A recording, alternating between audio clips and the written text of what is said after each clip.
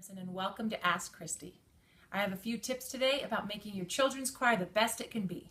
We're going to teach children to worship with their life and talents. So under that, you'll have two conflicting things. It says it is not performance oriented, and it is performance oriented. So there's two sides to that, of course. The first part, though, is that in our culture, everything is so focused on being a star and being amazing and being famous, that as far as performing goes, that to marry that with the church and ministry where it's not about that is a complicated task. So it's my mission to talk to my children all the time about the body of Christ and how everybody's important, which is one of the reasons why this show is cool, talking about the body.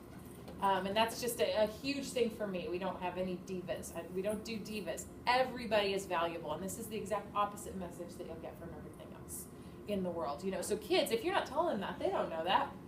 Especially if they're not going to church. This is, a huge opportunity to tell them. So, I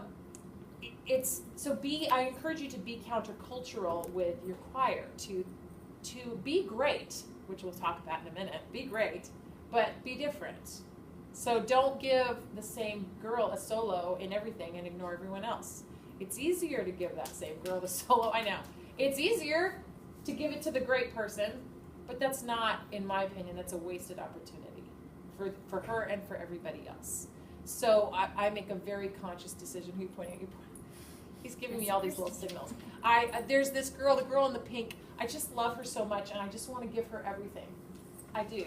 And so every time I have to go, this is the year not to give Lauren anything. And I purposely do not give her anything.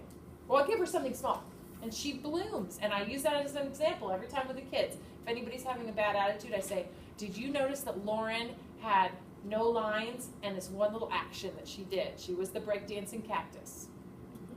Did you notice that? Did you notice how everybody thought it was the best part of the show? It's because she made it that.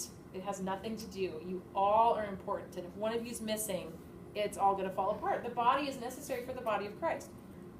In the church, too, which is why I believe in intergenerational worship and all that. But we're all necessary.